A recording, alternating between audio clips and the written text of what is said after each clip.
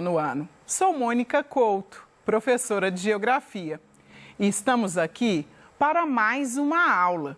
E na aula de hoje, vamos dizer sobre a globalização e a divisão internacional do trabalho, que você está vendo aí como a sigla DIT. Nessa aula, nós vamos relacionar a divisão internacional do trabalho, a expansão do sistema capitalista de desenvolvimento e a globalização, que está inserida nesse modelo capitalista. Nós vamos descrever a divisão internacional do trabalho ao longo desse processo histórico da evolução do capitalismo. E nós vamos reconhecer as relações desiguais que são geradas pela DIT. Antes da gente começar, eu te convido a fazer uma retomada da nossa primeira aula. Na nossa primeira aula, dissemos sobre a globalização e os organismos internacionais. Vamos nos ater especificamente à globalização. Globalização, o que é isso, né? Que fenômeno é esse? Você deve memorizar e guardar que é um processo de origem econômica. A globalização, ela tem sua raiz nas atividades econômicas e nas relações estabelecidas entre os países, mas ela não se limitou apenas a essas condições e questões econômicas, se expandindo, tendo desdobramentos culturais, políticos e sociais. E a globalização está diretamente ligada à expansão do sistema capitalista em escala global. Então, esse modelo capitalista que se sobrepôs ao feudalismo e que ao longo da sua evolução histórica se sobrepôs também ao socialismo, se tornou o modelo, o sistema de desenvolvimento econômico hegemônico. E é esse sistema das relações mercadológicas, é esse sistema da acumulação de capital e da valorização da lucratividade. E quais são as fases desse sistema e como elas se relacionam, então, com a divisão internacional do trabalho? O capitalismo, então, ele vai ter três principais fases. A gente vai dizer de um capitalismo que é o capitalismo comercial ou mercantilista, que é aquele capitalismo que retoma as grandes navegações, que é aquele capitalismo que está associado ao século XV, ao final do século XV, século XVI. É o capitalismo que estava relacionado à acumulação primitiva de bens, de capital. E aí você vai se lembrar que era aquela acumulação principalmente de matéria-prima. A transformação da matéria-prima no capitalismo mercantilista, comercial, era uma transformação pequena. Isso vai ser importante para a gente compreender como ocorre essa divisão do trabalho. E o capitalismo industrial? Então, aqui já século XVII, XVIII, XIX, a gente vai ter as revoluções industriais. A gente vai ter uma primeira revolução industrial mais associada ao carvão mineral. A gente depois vai ter uma segunda revolução industrial, quando da descoberta do petróleo. Então, estamos dizendo de um capitalismo fossilista, um capitalismo que está associado aos combustíveis fósseis. E associado a esses combustíveis fósseis, vem uma expressiva transformação da matéria-prima. Aqui a gente tem a industrialização da matéria-prima. É um outro aspecto importante de ser guardado, para a gente conseguir identificar essa dinâmica do trabalho no mundo. E um outro ponto importante é que esse capitalismo industrial, ele gerou várias outras revoluções, não só na esfera econômica, né? Se a gente pensa na esfera dos transportes, o transporte ferroviário, aeroviário e o próprio automobilístico, né? Ele vem ao encontro, então, dessas revoluções industriais. A terceira fase do capitalismo, a que a gente vive até os dias atuais, é o capitalismo financeiro. Ou seja, esse capitalismo evolui tanto e evolui tanto junto ao desenvolvimento da tecnologia que hoje a Organização Mundial, as relações mundiais, elas são estabelecidas em bolsas de valores, elas são estabelecidas por esse compartilhamento financeiro, por essas relações financeiras que passam pelas seguradoras e que passam por esse financiamento e que passa também pela presença de empresas multinacionais nesse território. Para a gente ser inserido, então, na DIT e pensar especificamente, eu trouxe uma notícia que diz como Shenzhen, é uma cidade chinesa, se tornou o principal centro de inovação do Oriente. Então, aqui vai ilustrar o que a gente vai discorrer de agora para frente na nossa aula. Essa cidade chinesa, há 40 anos atrás, ela era uma vila de pescadores e hoje ela é considerada a fábrica do mundo, principalmente na montagem de eletroeletrônicos.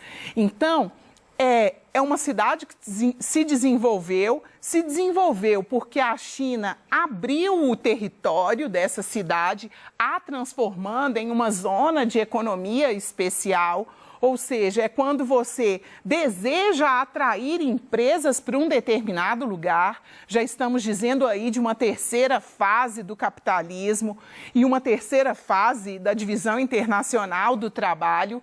Então, aqui é esse exemplo que simboliza como que as relações entre os países que começaram de fornecimento de matéria-prima agora passa para um fornecimento de informações e de alta tecnologia.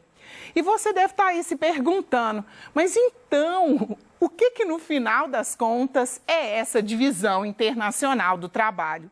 É essa distribuição, então, dos papéis entre os países na economia mundial. Os papéis que estão relacionados à produção em escala mundial, né? Porque se a gente pega a etiqueta de qualquer produto que a gente tem em casa, a gente consegue perceber que vem de vários países, muitos da China, mas muitos da Zona Franca, de Manaus, no Brasil.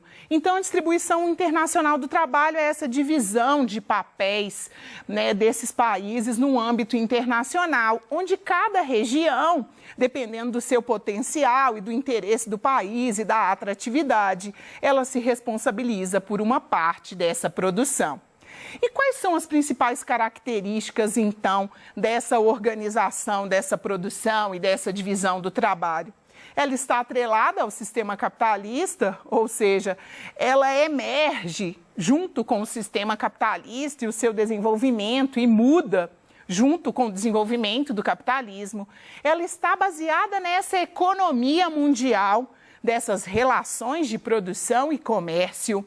E ela produz desigualdades, porque quando a gente viu lá em Shenzhen, aquela cidade já sofre com o adensamento populacional.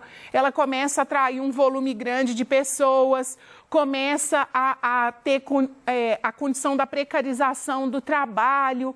Então, nem sempre essa divisão internacional do trabalho, ela promove a igualdade, muito pelo contrário. E ela evidencia um conceito que a globalização traz, o conceito de acumulação, o conceito de centro e de periferia. Centro, que a gente considera os países desenvolvidos, aqueles que historicamente foram os que acumularam as riquezas. E a periferia, aqueles países, os subdesenvolvidos, hoje alguns já classificados como emergentes, que são aqueles que foram explorados, de onde essa matéria-prima era retirada num primeiro momento.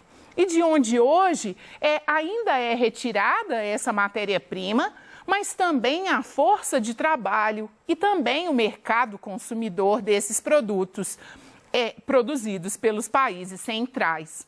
A DIT, então, assim como o capitalismo, caminhando em consonância com o capitalismo, ela é dividida em 3 fases e segue especificamente as fases do capitalismo: o comercial, o industrial e o financeiro, que é o que a gente vivencia nos dias atuais. Então, vamos pensar um pouquinho juntos cada uma dessas fases e como é que essa organização do trabalho acontecia?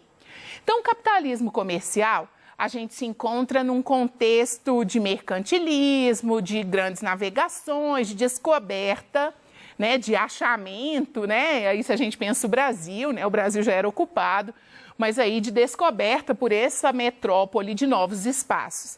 E o que nesse primeiro contexto, lembra lá, é o capitalismo primitivo, né? O capital primitivo, é a acumulação primitiva do capital. Primitiva porque estava associada à matéria-prima bruta. Então, essa colônia, o Brasil, se a gente quiser fazer uma analogia, ele encaminhava para a metrópole produtos primários, que a gente chama de commodities, ou seja, é o ouro, né, as pedras preciosas, mas os cultivos, né? A cana-de-açúcar foi uma importante atividade econômica e uma importante matéria-prima que o Brasil mandou, né, aí pensando Portugal. A metrópole, então, fazia uma transformação dessa matéria-prima e devolvia e trazia outros manufaturados para pensar as condições, por exemplo, de aragem da terra. Então, aqui a gente tem um contexto na colônia de relação de trabalho escravo, né? Então, assim, você não tinha um mercado consumidor pensando no início aí da história. E quando do capitalismo industrial, então quando das revoluções industriais, essa relação ela muda um pouco. A gente vai começar a chamar essas colônias, que somos nós, Brasil, e outros países, tantos da África e da própria América, como países subdesenvolvidos. E o que esses países continuavam ainda fornecendo nessa época da industrialização?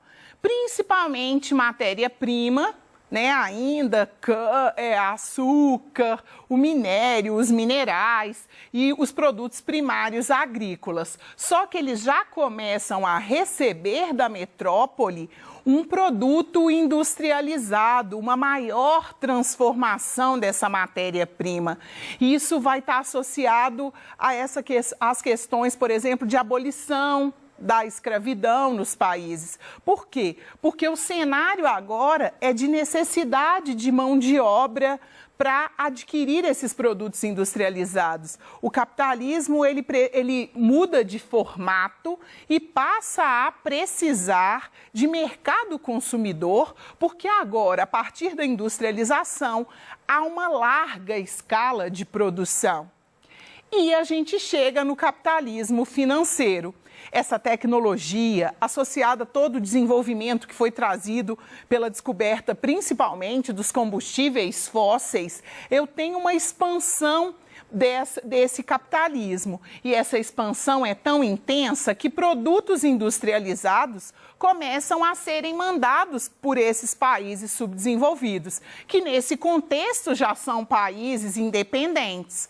E a gente vai discutir um pouquinho que independentes politicamente, mas dependentes economicamente. Porque aqui a gente tem um contexto que os países desenvolvidos, que além de produtos industrializados, começam a encaminhar para esses subdesenvolvidos ou periféricos também alta tecnologia e também investimento.